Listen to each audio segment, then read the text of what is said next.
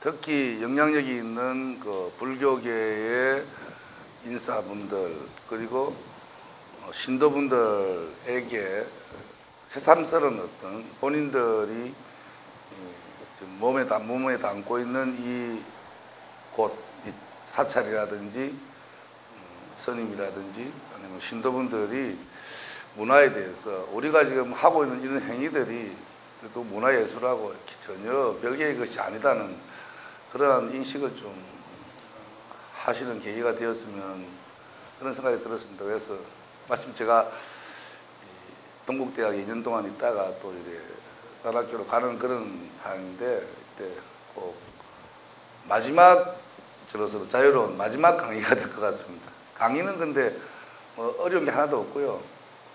여러분이 다 알고 계시는 걸 새삼스럽게 확인하는 그런 시간이 될 것 같습니다.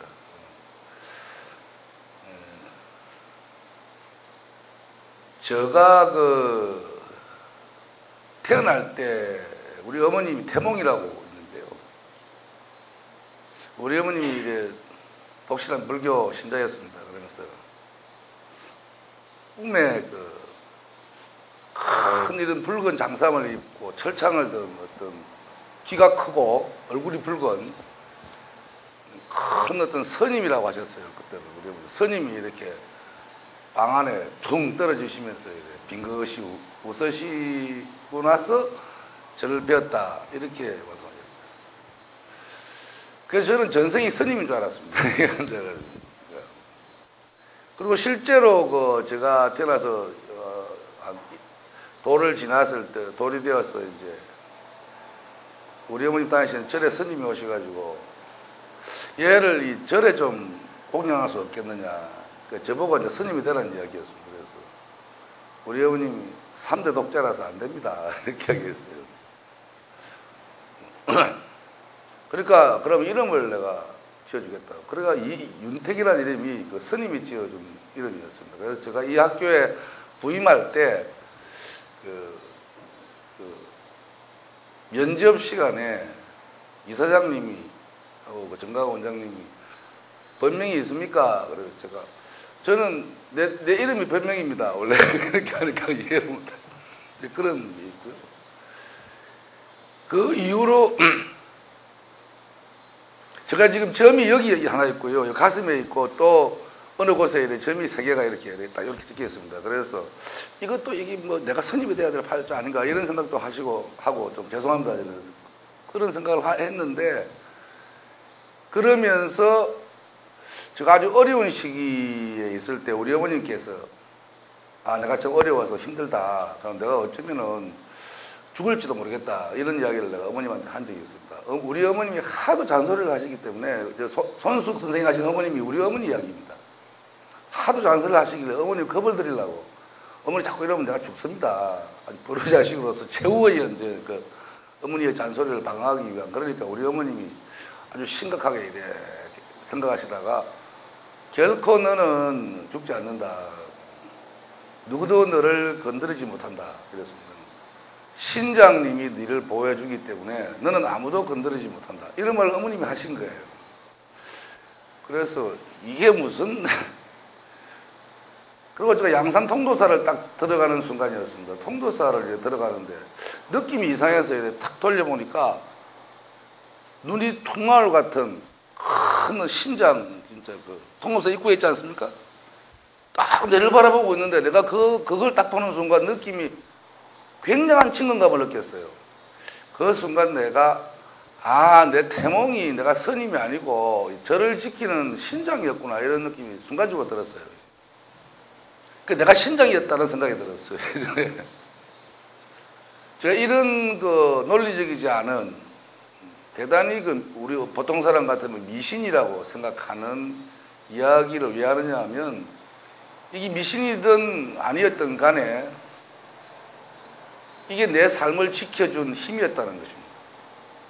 제가 상당히 어려운 시기에 있을 때도 그런 생각들, 신장님이 너를 지켜준다든지 그리고 어릴 때 내 태몽이 어떤 배경, 정신적인 배경이 있었기 때문에 내가 내 자신을 어떤 삶을 좀 더 가열차게 살 수 있었고 좀 더 자유롭게 살 수 있었지 않느냐. 그래서 저는 그 점에 대해서 지금 생각해 보니까 젊을 때는 이제 우리가 다 서구의 교육을 받았으니까 논리적인 교육 속에 있었기 때문에 그런 걸 믿지 않는데, 제가 우리 어머님이 비록 우리 어머님은 그러니까 글을 읽지 못하는 분이었기 때문에 저는 천수경을 완전히 지금도 완전히 외웁니다. 왜냐하면 어머님이 제보고 읽으라 해가지고 제가 초등학교 때부터 천수경을 읽어드렸어요. 어머님은 내가 읽는 걸 듣고 외우시는 것이죠. 그리고 그래서 어머님이 글을 모르시는 어머님에게 경을 읽어드리기 위해서 제가 이렇게 어릴 때부터 초등학교 중학교 때 계속 읽어드렸는데, 그런 과정이었고, 저는 그래서 신도라든지 아니면은 내가 직접 관여하는 사찰에 가지는 않았지만 저 생활 자체가, 내 삶 자체가 어머님의 태몽이 그랬고, 제가 어머님을 위해서 경을 읽어드리는 어떤 그러한 등이었고요. 그 우리 어머님이 심지어는 그런 일이 있었습니다. 아주 위험할 때, 밤길을 갈 때 이 경을 읽으라 하면서 뭐 육자대명왕 진언을 하셨어요. 원만히 밤. 이걸 하면은 호랑이도 너를 못 건드린다. 그래서 저도 사실은 살다가 정말 힘들고 힘들 때 제가 마음속으로 큰 소리를 못 내고 그 진언을 생각합니다. 생각하면은 또 그게 그렇게 고비가 넘고요. 이런 것들이 다 영향력이라고 생각합니다. 그러니까 그런 신화적인, 정신적인, 불교적인 것이 결국은 구체적으로 드러나는 현상 이전에 어떤 내 태몽이 되고 어머님이 저한테 주신 정신적인 병이 된다는 거, 이것이 힘이 된다는 것입니다. 그래서 그런 쪽으로 불교의 어떤 그 영향력이 사실은 절 밖에 이미 우리들의 삶 속에 엄청난 정신적인 노하우로 있지 않는가, 그런 생각을 합니다. 제가 우리 아버님이 돌아가셨을 때 제가 상당히 좀 형편이 어려워지고 서울에서 극단 생활을 하면서 굉장히 힘든 생활을 할 때입니다. 지하실에서 이렇게 연습하고 할 때 제가 어머님을 수원의 아파트에 이렇게 모셔놨어요.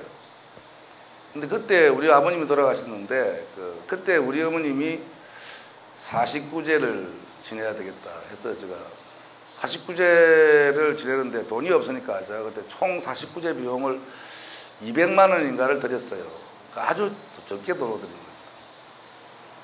우리 어머님 돌아가실 때는 제가 1,000만 원을 썼는데요. 또 1,000만 원 더 나가더라고요. 2,000만 원을 썼는데 우리 아버님이 돌아가실 때는 200만 원을 드렸는데 그 돈을 가지고 수원에 아주 조그만 암자에서 제를 지냈습니다. 그 암자는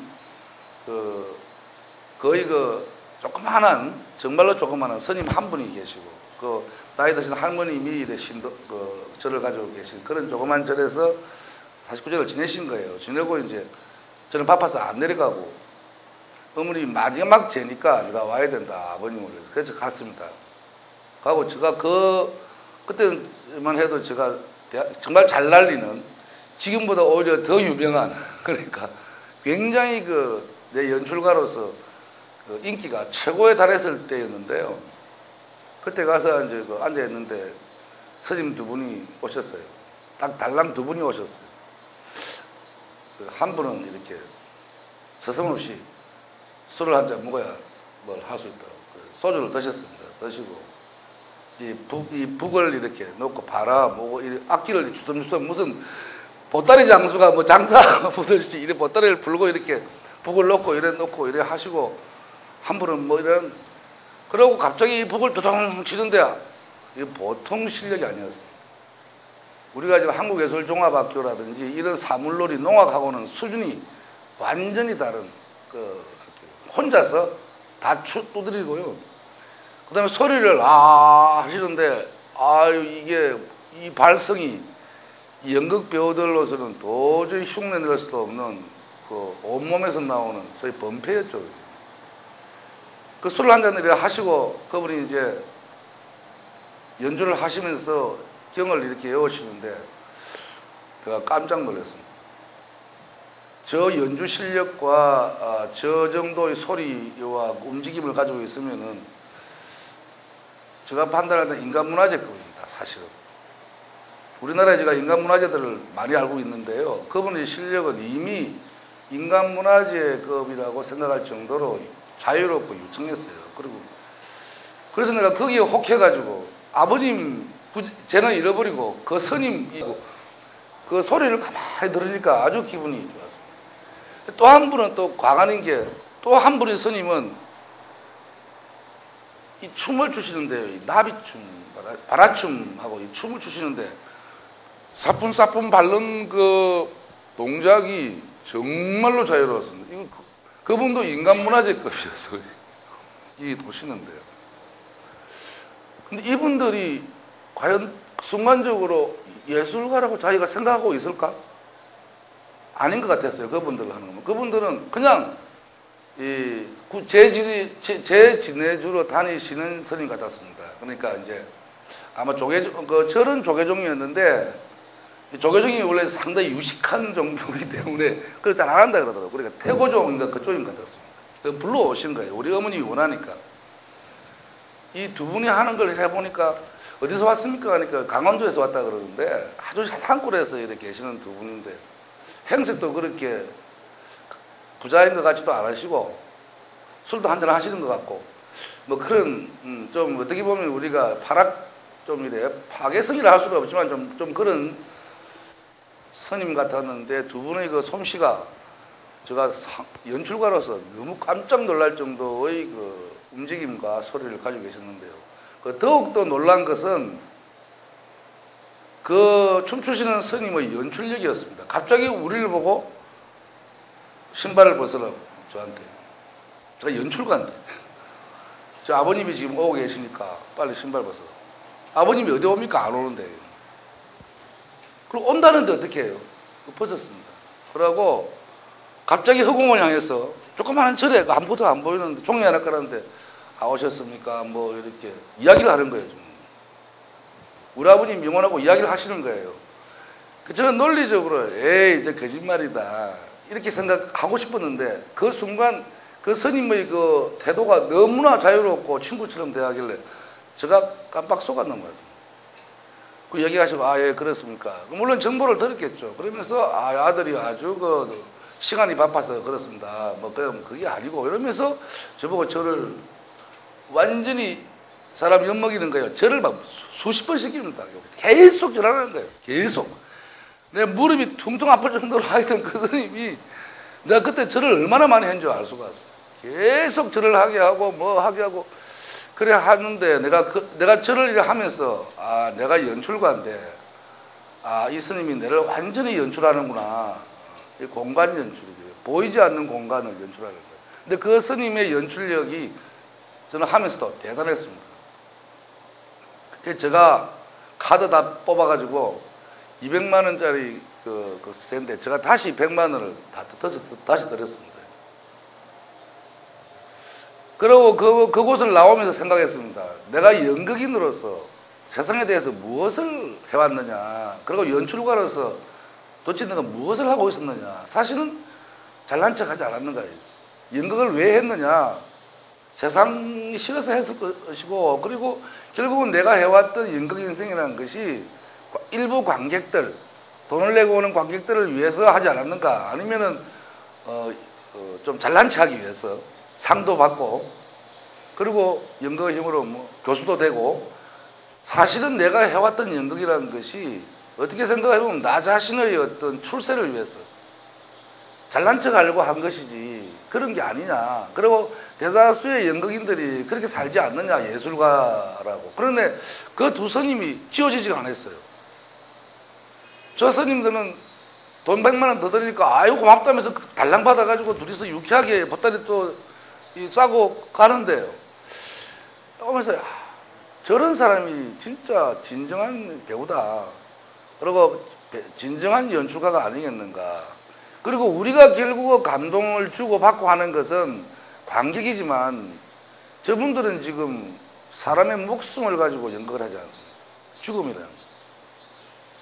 우리가 하는 연극은 정말로 아마추어겠구나. 오히려 저분은 사람의 영혼을 가지고 연출하고 영혼과 만나고 바로 그 죽음이라고 하는 소재를 가지고 저렇게 자유롭게 연출한다는 게 대단하구나 생각을 했어요. 그래서 제가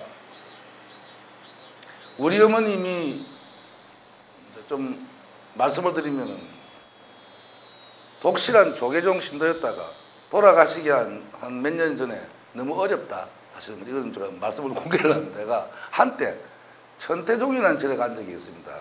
부산에. 그 절에는요, 아무런 설법도 없고 그냥 관세음보살만 계속 하는 겁니다. 관세음보살만, 딴 거 하지 말고 관세음보살만 해라. 그러니까 나는 거기가 무슨 양로원인 줄 알았습니다. 엄청나게 큰데 사람이 10,000명이 들어갑니다. 10,000명이 그냥 할머님들이 그냥 방치되어 있는 거예요. 거기에서 그 절에서 그 어머님이 거기 나가실 때 그 스님이 여기서 연극을 한번 해보시겠어요? 이렇게 하셨습니다. 그래가 제가 했던 게 목련존자 이야기인데요. 법당에서 바로 하라는 거예요. 큰 법당에서. 그래서 아니 법당이 어떻게 신선한 데서 합니까? 아니, 하세요. 괜찮아요. 그래서 우리가 그 스님이 목련존자 이야기를 해줬어요. 이렇게. 그래 그 연극을 우리가 했는데 물론 3,000만 원이라는 돈이 얼마나 듭니까? 3,000만 원 줄 테니까 해보라. 그때 한 할머님들하고 그 신도들이 한 10,000명 정도 모였는데요. 그때 우리가 그 목련존자 이야기를 거칠게나마 이렇게 법당에서 하는데 제가 태어나서 그렇게 감동적인 무대는 없었습니다. 그러니까 막 신도들이 뭐 할 때마다 막 말씀하시고 절하고 그거는 그 연극을 통해서 10,000명 정도의 사람들이 같이 너무나 자유롭게 움직인 것입니다. 그러면서 와 이거는 대단한 거구나. 이게 연극이구나. 이제 그런 생각을 한 거죠. 하면서 제가 확신을 가졌습니다. 이걸 연극으로 해야 되겠다. 이 목련존자 이야기뿐만 아니고 여러 가지 이야기가 많지 않습니까? 이런 이야기들은 이거 언젠가 이걸 우리가 연극은 또 너무 작다. 영화로 혹은 영상으로 애니메이션으로 디지털로 이렇게 한다면 대박이 터지겠구나 이런 생각을 했습니다. 떼돈을 벌 수 있겠구나 이런 생각 들고요. 저는 그걸 확신했습니다. 그래서 제가 불교신문에 썼습니다. 목련존자 이야기를 뭐로 하자. 문화 콘텐츠로 하자. 그래 하면은 반지의 제왕은 비교가 안 된다. 반지의 제왕이라는 것은 단순하지 않습니까? 반지 찾으러 가는 거죠. 반지 하나 찾으러 갔는데 그 반지가 뭐 죄악의 씨앗인가 이래가 찾아가 버려야 되는 거예요. 그러니까 서구의 상상력이라는 게 대단히 허무합니다. 그게. 반지 찾으러 산을 지나고 뭘 지나가지고 갔는데 반지를 찾았어요. 그 반지가 세계를 그 뭐 죄악으로 몰아넣는다는 거지. 세계를 제패하니까. 그러면 그걸 갖다가 던져서 불 속에 영원히 녹이는 그러니까 허무한 거는 뭐 종교적인 신화가 갖는 곳은 결국 비극에서 벗어나지 못합니다. 이런 죄악을 겨우 이렇게 해소하는 정도에서 끝나는데 제가 그때 설명을 했습니다. 목련존자 이야기는 첫째, 석가모니가 하늘을 양탄자를 줘가지고 그 아들이 날아가지 않느냐 위에서 하늘에서 날아가가지고 이래 내려가면은 그게 어떤 소머리를 한 어떤 성사자부터 온갖 지옥을 다 거치는데 그 지옥이 보면은 화탕지옥 같은 데는 사람이 빠지면은 이래 액체가 됐다가요.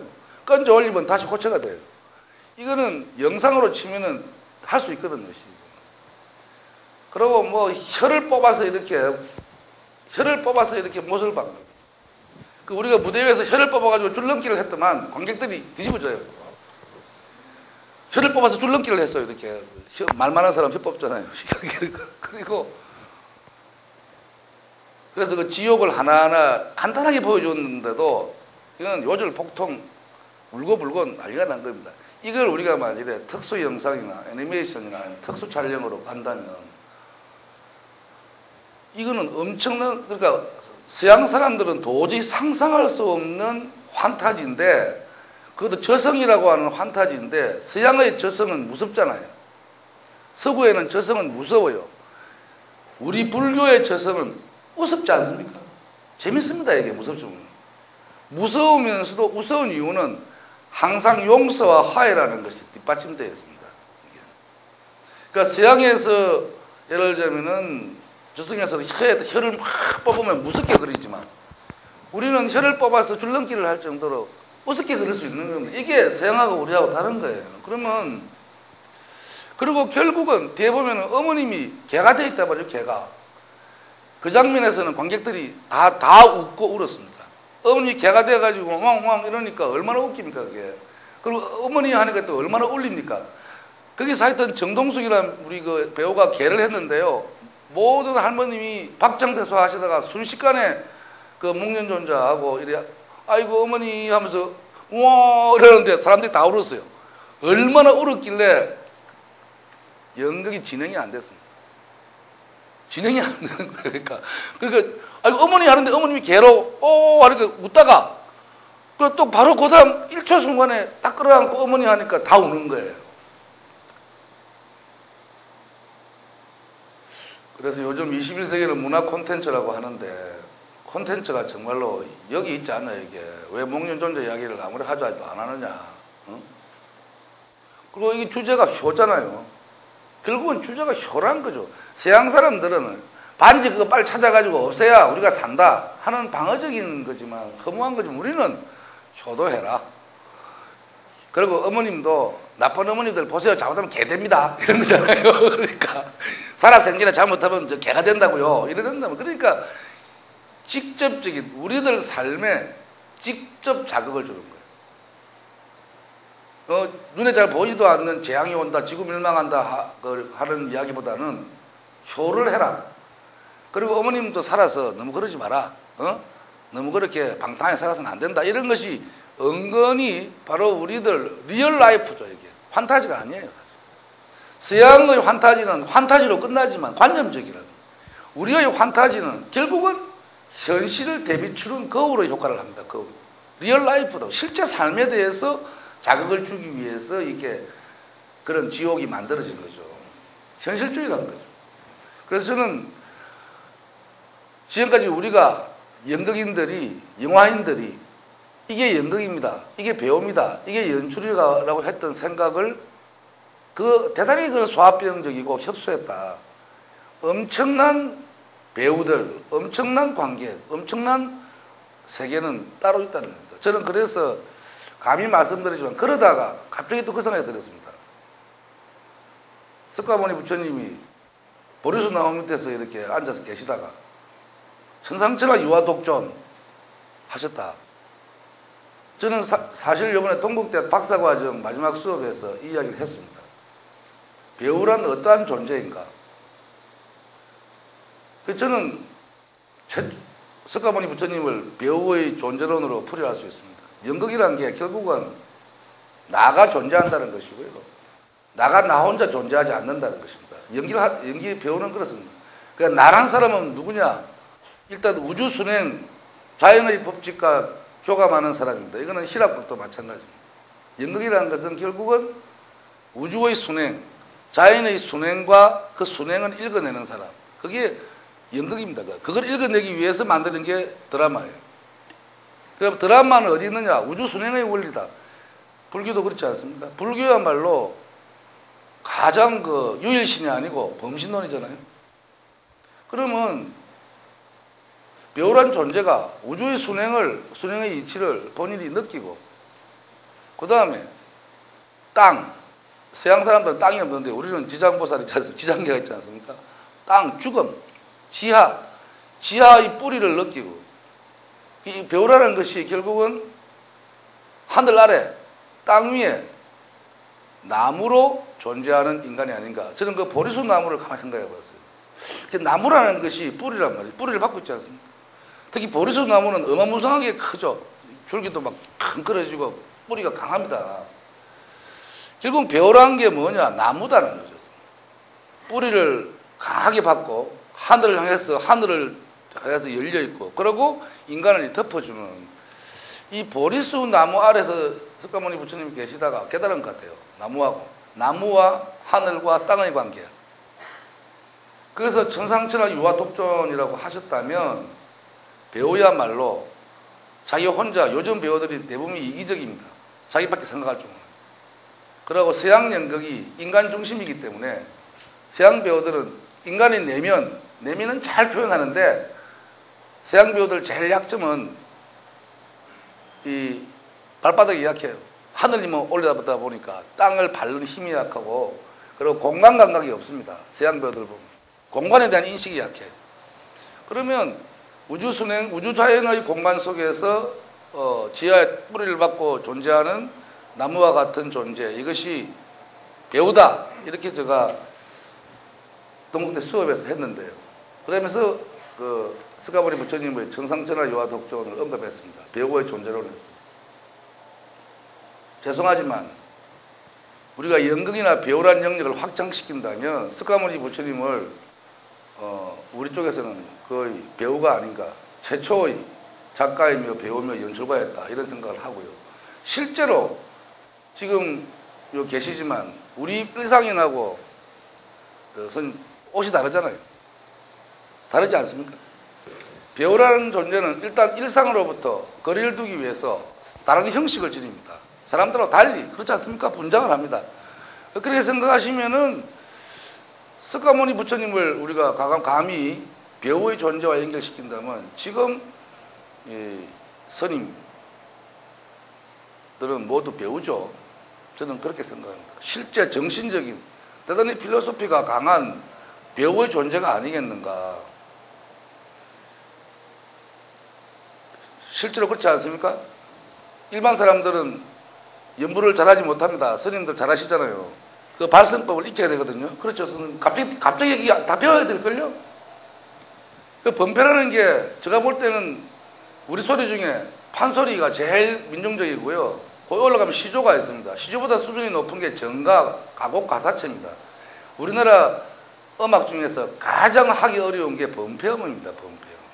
왜냐하면 번패는 소리를 이렇게 창자를 이렇게 휘돌려서 내기 때문에 제일 내기 어려운 소리예요. 그러니까 실제 공연미학적으로도 불교의 번패가 소리 내기 가장 어려운 수준의 미학을 가지고 있습니다. 그래서 스님들이 왜 그 소리를 연마했을까요? 신도들에게 무언가를 포교하기 위한 양식으로서, 영혼의 양식으로서 했을 것이고, 그거는 바로 배우란 거죠. 스님들이 추는 나비춤이라든지 바라춤이라든지 이거 다 연기란 거죠. 그리고 그 불교에서 요구하는 사물악기는 다 음악이라는 것입니다.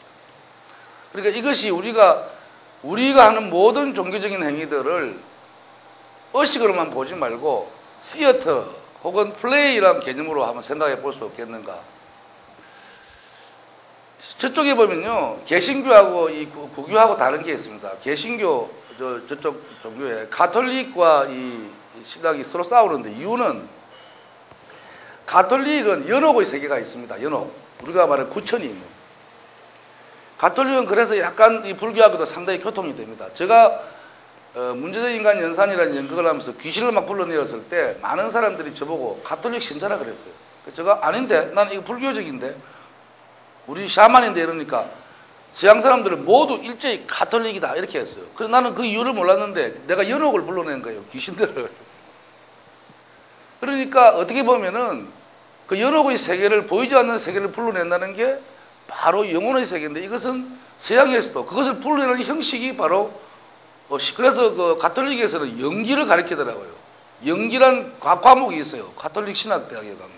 그러니까 신부님들이 이래 좀 손을 이렇게 하시고 뭐 과자도 주시고 물도 뿌리고 그러잖아요. 굉장히 스타일이, 내가 봤을 때 배우로서 호흡이 딱 실려있는 굉장히 이 스타일을 잘 하시는 거예요. 근데 개신교 목사님들은 가만히 보니까 발성이 안 좋아요. 막 이렇게 말씀을 하시는데 조금 가볍단 말이지. 그러면 그 이유는 뭐냐? 가톨릭에서는 연기를 배운다니까요. 실제 신부 과정에서 그 연기를 한단 말이에요. 그런데 개신교에서는 그런 형식은 우상이다.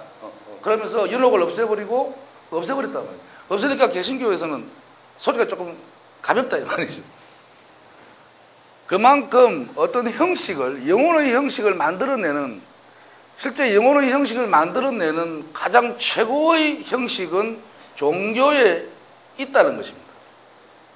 그러니까 우리가 연극이라는 개념, 공연예술이라는 개념으로 봤을 때도 최고 수준의 예술은 종교에 있을 수밖에 없다는 거죠. 왜? 종교가 다루는 영역은 정신 영역이 인간의 삶과 죽음을 다루지 않습니까? 연극이 사랑을 다루니 이런 뭐 정치를 다루고 혁명을 다루고 이거는 아주 어린애들 장난이죠. 삶과 죽음이라는 걸 다루고 인간의 무한성과 유한성을 다루고 우주 자연의 법칙을 다루는 이거 정신 영역이 그 필로소피가 엄청나게 크기 때문에 그 엄청나게 큰 영역을 표현하기 위해서는 형식도 굉장히 깊고 크고 넓지 않으면은 신도분들이 설득을 못 시키는 거죠. 그러니까 실제 보면은 가장 웅장하고 가장 아름답고 우리가 미학적으로 숭고미, 우아미, 숭고미 보면 골개미, 비장미, 그다음에 우아미, 숭고미가 있는데요. 제일 하급이 골개미고요. 그다음 위에가 비장미고, 그다음 위에가 우아한 우아미고, 제일 높은 단계가 숭고미입니다. 숭고미. 그러면 미학적으로도 희극이 골개미를 다루고 비극이 비장미를 다룬다면 우아하고 숭고한 미학, 미학에서 말하는 정신 영역은 사실 그 영역의 예술은 종교에 있지 않겠는가. 서구 같으면 가톨릭이고요. 여기 같으면 우리 동양은 불교죠. 이미 사찰의 형태라든지 아니면은 그 참가하시는 분들의 그 복장이라든지 그분들이 습득한 철학뿐만 아니고 어떤 표현 능력이라든지 이런 걸 봤을 때 사실은 가장 높은 수준의 바로 불교죠. 제가 또 우리 어머님이 드디어 돌아가셨어요. 어머님이 돌아가시면서 내가 49제를 안 지낼 것 같아서 돈을 1,000만 원을 저한테 주시고 돌아가셨어요. 어머님이. 요 돈은 내 죽음은 49제를 지내라 하고 1,000만 원을 주시는 거예요. 그래서 제가 마침 그 부산에 신도가 30만이나 있는 엄청난 그 큰 절의 스님이 내가 죄를 지내드리겠습니다. 그러길래 돈이 1,000만 원인데 괜찮습니까? 아, 상관없어요. 우리 어머님 죄는요 부산 바닥에서 소문날 정도로 최고급으로 치러졌습니다. 인간문화재가 와서 불렀어요. 그런데 또 놀라운 게 이 스님들이 인간문화재하고 통하더라고요. 제가 갑자기 인간문화재가 와서 막 연주를 해요. 아, 저분이 어디 텔레비에서 봤는데 인간문화재인데 맞아요. 그만큼 사실은 인간문화재하고도 교통이 되는 거죠. 그래가 죄를 지내시는데요. 용선이 뜨고 그리고 그 스님이 그 주지 스님이 앉아서 직접 이렇게 하시는데 저는 뭐 마지막에 이래 손 연결을 이렇게 탁 이래 하시는데 저는 너무나 감탄했습니다. 대단한 연기력이었어요. 손가락까지 갑자기 앉아서 뭐 이렇게 탁 하늘을 이렇게 하는데 갑자기 내가 와 정신이 확 드는 놀라운 경험을 했고요. 와, 그거는 그때 우리 어머님 죄를 보기 위해서 또 할머님들이 몇천 명이 몰렸어요. 그 죄를 구경한다. 인간의 죽음을 슬퍼하고 비극적인 죽음을 화려한 형식으로 하니까 축제가 되어버린 거예요. 절이 완전히 축제가 되는 거예요. 축제가. 그리고 마지막으로 제가 참 여담이 죄를 다 끝내는데 스님들이 한 8분이 계속 잇따라서 연부를 하시지 않습니까? 스님들이 많이 졸아요. 이래서 그러면 또 딴 스님이 받고요. 계속 졸고 또 하시고 하면서 계속 가는 겁니다. 마지막에 이제 우리가 다 끝났습니다. 끝나고 제가 뭘 잊어버린 게 있어가지고 나갔다가 다시 법당으로 들어왔는데 한 스님이 졸면서 계속 하고 계시는 거예요. 끝난 줄도 모르고. 그러니까 옆에 계시는 스님이 마 그만해라. 내가 그 말 듣고 아, 연극이 끝났구나. 그 스님이 툭 치면서 그만해라. 그만하라는 거죠. 그 장면은 제가 아, 큰 연극이 끝났다. 끝났다도 막 내린 게 아니고 그만해라. 그 스님이 졸면서 염불하시다가 뚝 멈추면서 제가 끝난 것입니다. 오늘 제가 이 말씀을 드리고 싶었습니다. 그런 게 조금 더 우리가 조금 전에 정가원 원장님도 포교를 말씀하셨는데 제가 감히 제안하는 것은 우리가 종교를 너무 종교적으로만 너무 이렇게 매달리면 가장 좀 그보다는 포교를 하시려면 정말 포교라는 것은 세상과 만나는 거니까 종교적인 어떤 수행, 자기 자신 수행 내지는 법, 경 이런 것들이 세상과 만나는 행위는 세상과 거리가 있어야 된다고 생각합니다. 거리를. 세상과 만나는 포교 내지는 보살행을 펼치는 과정은 리추얼, 의식만 있어야 되는 게 아니고 플레이, 놀이가 들어가야 된다는 것입니다. 그래서 우리 종교가 혹시나 너무 의식, 법문, 논리, 경전 이런 쪽에만 너무 경도되어서 사실은 종교가 리추얼이나 의식 속에 들어있는 놀자 하는 플레이라고 하는 그게 바로 연극인데 죄송합니다만 우리 스님이나 우리 불교계에서도 너무 플레이에 대해서 등한시하지 않는가 하는 말씀을 제가 사실은 불교계 한 중심을 향해서 제가 드리고 싶었습니다. 좀 놉시다. 특히 불교는 놀자는 거 아닙니까? 자유롭게. 그래서 조금 우리의 그 불교 포교 방식이나 이런 것도 좀 스님들이 조금 더 이제 놀고 그리고 이미 우리가 예술화되어 있습니다. 그 예술화되어 있는 것을 좀 이래 세상에 좀 펼치면 어떻겠는가.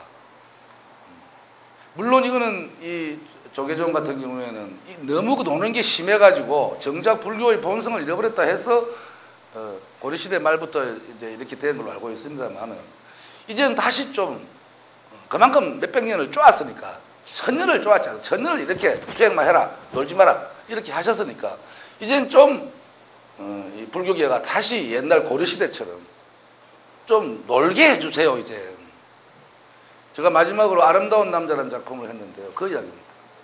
그 힌트는 산대자필을 산대자필을 누가 했지? 문을 따졌어요. 산대자필한 게 우리 최초 연극인데 아니 문을 보니까 선인들이 하셨어요. 선인들.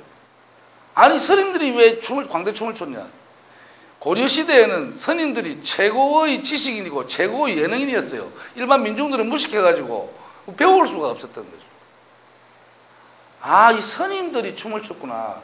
선임들이 우리나라 최초의 광대극이라 할 수 있는 산대극을 연행했던 배우들이 선임들이었구나 하는 것이 저 아이디어였습니다. 그러면서 그 아름다운 남자라는 작품도 이제 그 선임들의 이야기입니다.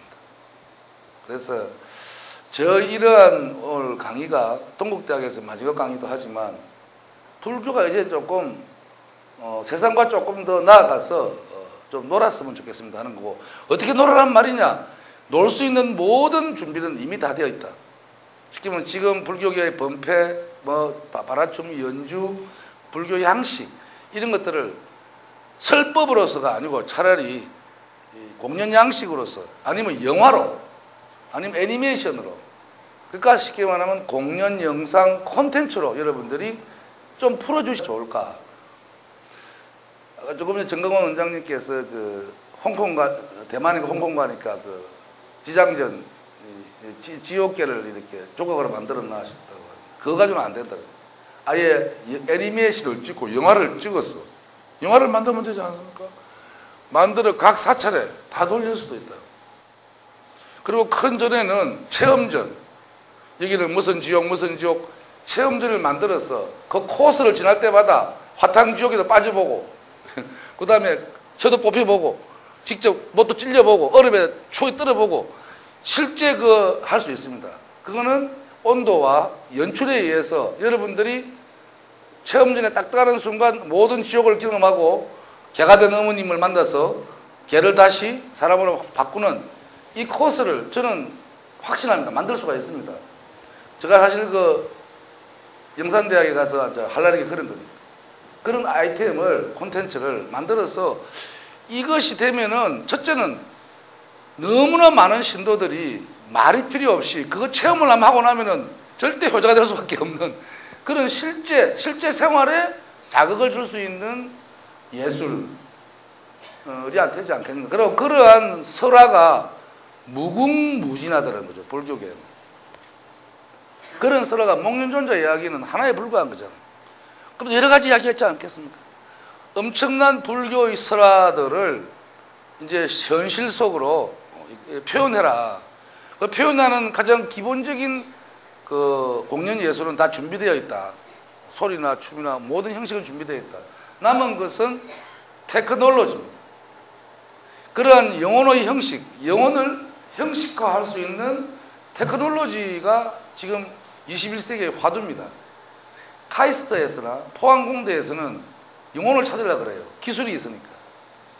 우리는 영혼을 찾겠다 해서 지금 예술 쪽에 관심을 기울인 카이스트에서 CT대학을 만들었습니다. CT라는 게 Cultural and Technology입니다. 만들었고 이번에 한국예술종합학교에서 그거 만들려다가 아주 박살을 났는데 지금 한국예술종합학교에서 그거 만들려고 하다가 지금 아주 학교가 난리가 나버린 거고 지금 제가 판단할 때는 종교도 살고 학교도 살고 모든 것이 할 수 있는 그 길은 종교가 지니는 불교가 지니는 신화와 상상력을 공연 예술적 어떤 미학과 그리고 테크놀로지로서 과학의 힘으로서 그러니까 종교와 과학과 예술이 세계가 만난다면 이것이 바로 21세기의 엄청난 새로운 형식의 예술이고 그리고 콘텐츠고 그리고 이게 사실은 최고로 가장 막강한 가장 강력한 힘을 지니는 포교가 될 것이다. 저는 그런 생각을 평소에 해가 왔습니다. 그래서 이 이야기를 좀 해봐야지 이렇게 생각을 하고 오늘 제가 왔습니다. 왔고 그래서 저의 이야기가 모르겠습니다. 여기 우리 동국대학 예술대학 학장님도 와 계시고요. 또 원장님도 와 계시고 또 여기 오시는 신도분들은 다 영향력이 있으신 분들이니까 제 이야기를 조금 어떻게 좀 전파를 해주시면 그래서 어느 누군가가 그거 재밌는 이야기다 그거 한번 해보지 하시는 제안자가 나와주었으면 하는 생각입니다. 왜냐하면 제가 말하는 이러한 제안이 현실화되려면은 100억 정도가 듭니다. 근데 우리나라에 쓸데없는 영화 해운대에 쓰라미 불어가지고 그런 영화도 100억 들었거든요. 100억 넘게 들었습니다. 100억이 큰 돈이 아니에요. 그러니까 조그마한 무슨 쓰라미 불어가 다시 말도 안 되는 그런 영화를 만들면서도 100억을 들이는데 지금 우리가 100억이라는 돈만 있으면은 정말로 이거 과학과 영성과 포교가 만나서 뭔가 할 수 있는데 참 그런 안타까움이 있고요. 이게 100억을 들지만은 100억 들여가지고 수조 원의 어떤 수입을 낼 수도 있지 않냐면 왜 신도가 좀 도대체 몇 천만 명 해외는 또 어떠하냐. 그래서 제가 좀 한번 흘러가는 말로 언중유골로 누군가가 이런 종교와 과학과 예술을 만나게 하는 선지자가 나왔으면 좋겠다 이런 생각으로 오늘 강단에 섰습니다. 그리고 오늘 우리 정강원 원장님이나 우리 선임들도 내가 배우구나 이 생각을 좀 내가 배우다 그럼 내가 연출이고 내가 배우다. 연극인들하고 나하고 연극 보러 가면서 연극인들 잘하네 이랬는데 사실은 너네들은 아마추어야. 신도를 대하고 그리고 이 아침에 독전을 하시고 하는 모든 것들 내가 하는 모든 이 수행 행위가 사실은 너네들이 직업 배우들이 하는 연기나 연극은 따라올 수 없는 진정한 삶의 연기, 삶의 연극을 내가 스스로 연기하고 연출하고 있다는 생각이 가만히 생각해 보시면 그러실 겁니다. 그래서 한번 선임들도 한번 가만히 생각해 보십시오. 내가 사실은 진정한 배우고 연출자라는 걸 아시게 될 겁니다. 그리고 신도분들도 그래 생각하시면 아 우리 스님 참 멋있다. 뭐 이런 좀 더 정신적인 뿐만 아니고 영혼뿐만 아니고 인간성, 인간 혹은 물질에 대해서도 신도분들이 관심을 가지면 훨씬 더 이런 법당 생활이나 이런 생활이 재밌지 않겠는가 그런 생각이 듭니다. 제가 두서없이 그냥 제가 그러나 오랫동안 생각해왔던 이야기를 오늘 다 토해냈습니다. 잘 들어서 감사합니다.